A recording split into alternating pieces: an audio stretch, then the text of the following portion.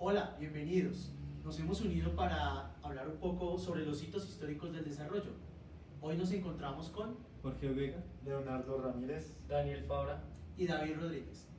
Jorge, ¿qué podemos decir sobre los hitos del desarrollo? Pues nosotros hemos detectado básicamente 4 hitos. El primero es en el siglo XVI el proceso, inclusive un poco antes, el proceso de colonización y de conquista que hizo Europa sobre América y África particularmente.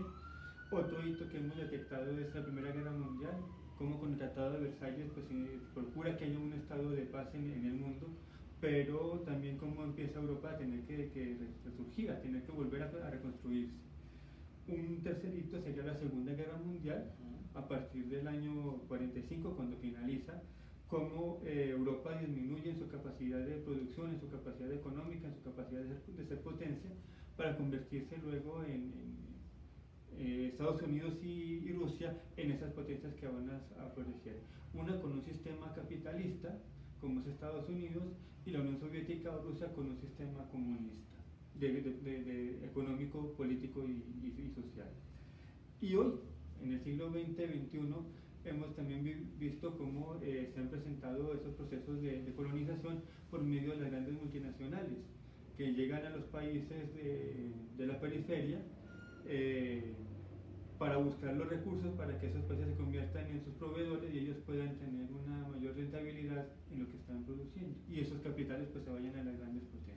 Bien, Jorge, muchas gracias. Daniel, ¿cuál nos quieres compartir de esos hitos hoy?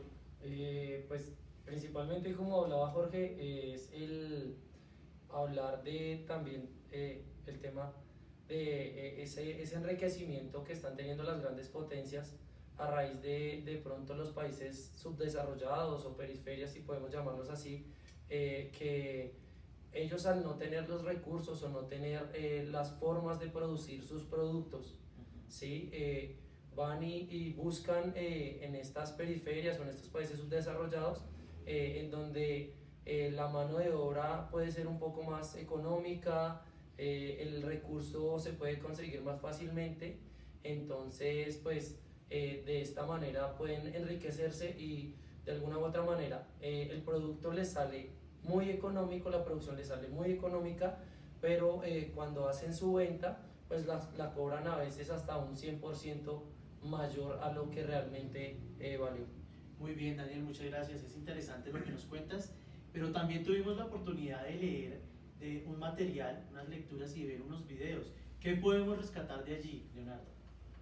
Bueno, efectivamente en la primera lectura lo quiero relacionar con el hito de la Segunda Guerra Mundial. Al terminar la Segunda Guerra Mundial se establece un tratado entre las naciones, que es lo que llamamos la Organización de las Naciones Unidas.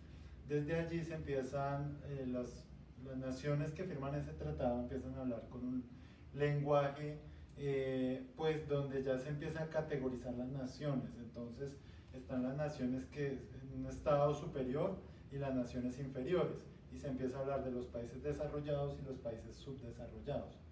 Esto para hacer que las naciones subdesarrolladas entonces vayan a depender económicamente de los países mayores y haya un interés económico sobre ellos.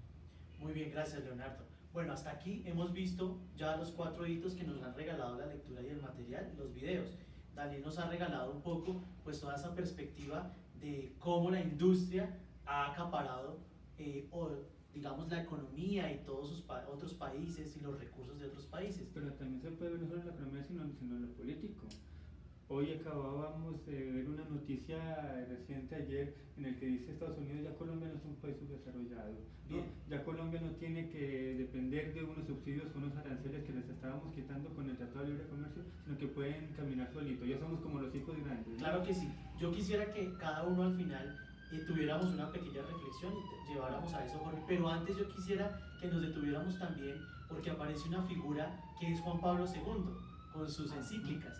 ¿Cuál fue el papel? ¿Cómo fue ese papel que él tuvo a todo este tema de la doctrina social de la Iglesia y del desarrollo económico de su época? No sé quién me pueda compartir, de pronto Leonardo. Bueno, sí, efectivamente trata del desarrollo integral del hombre, de la dignificación del hombre y de que sus condiciones laborales sean más justas para el hombre. No solo la balanza muy inclinada a favor del empresario, sino que también se rescate la dignidad y todas las necesidades del hombre. Bueno, pues vemos que también la iglesia es un papel importante dentro de todo este trabajo de la doctrina social de la iglesia, dentro del capitalismo que se presentaba. Sabemos que Juan Pablo II, pues obviamente, como lo decía Leonardo, trabajó fuertemente por la dignidad del hombre, ¿no? La esclavitud se acabó, decía él.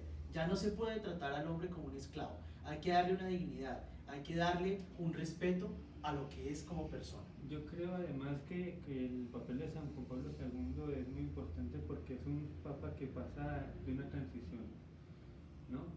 Veníamos de un proceso de cambio también de la iglesia, de una renovación de la iglesia, y el aporte que hace la iglesia en lo social es muy importante en ese momento porque es un periodo en el que estamos hablando de una supuesta guerra fría, que a mí me parece que es un mal nombre que se le ha dado, porque hubo conflictos, sobre todo en Asia. Acordémonos de Vietnam, acordémonos del proceso que también y en el que poco participó Colombia, como fue la guerra de Corea, ¿sí? Afganistán, la primera guerra del Golfo, y él tiene que vivir todas esas experiencias y todos esos procesos de cambio. Acabábamos de terminar y viene el coletazo también de la Segunda Guerra Mundial, que todavía está vivo ese recuerdo del exterminio de los nazis, del exterminio de 6 millones de judíos que mueren ahí, más otros tantos en Rusia. Por toda esa realidad que se estaba viviendo en ese momento, es por eso que él dice, hay que traer la dignidad del hombre. O sea, claro, él es muy enfático en eso, la dignidad del hombre, porque se había perdido totalmente. Pero el tiempo es corto y yo quisiera que compartiéramos una pequeña conclusión cada uno y trayendo a la realidad, no nos vayamos tan lejos de la historia, porque en el hoy se está viviendo todavía. Daniel. Pues la conclusión que de alguna u otra manera puedo yo compartir es que siempre va a haber una dependencia el uno del otro, ¿sí? Y tiene, o sea, para que alguien sea grande, por decirlo así, ese alguien puede pasar o puede estar pasando por encima de algún otro y puede ser algo pues beneficioso para el que está abajo, pero a la vez no tan productivo. Leonardo. Bueno, yo pensaría que el único modelo de desarrollo no es el que nos proponen de un crecimiento económico y en la producción. Pienso que hay otras alternativas de modelos de desarrollo que se pueden establecer, como hemos visto, modelos como el Banco de los Pobres o modelos así de cooperativismo, donde las personas se pueden unir para un desarrollo integral. Jorge. Yo creo que Fukuyama está equivocado. Fukuyama hablaba en la lectura, nos decía que, o hacía la pregunta con un artículo que sacó en el año 89, decía, ¿es el fin de la historia? Se preguntaba él por el fin de la historia, diciendo como que el capitalismo ya es el tope y no hay nada más que se pueda hacer. Y yo creo que hay que rescatar lo que acaba de hablar Leonardo por ejemplo, de las alternativas de cooperativismo y una expresión que todos tenemos muy presente del padre Rafael, y es que es el comunitarismo, ¿no? No el comunismo, sino el comunitarismo, que es un poco lo que Leonardo está diciendo. Yo tengo al servicio de los demás unos bienes que puedo ponerlos a funcionar para que todos... Y eso fue lo que comenzó la iglesia primitiva. La comunidad primitiva empezó así.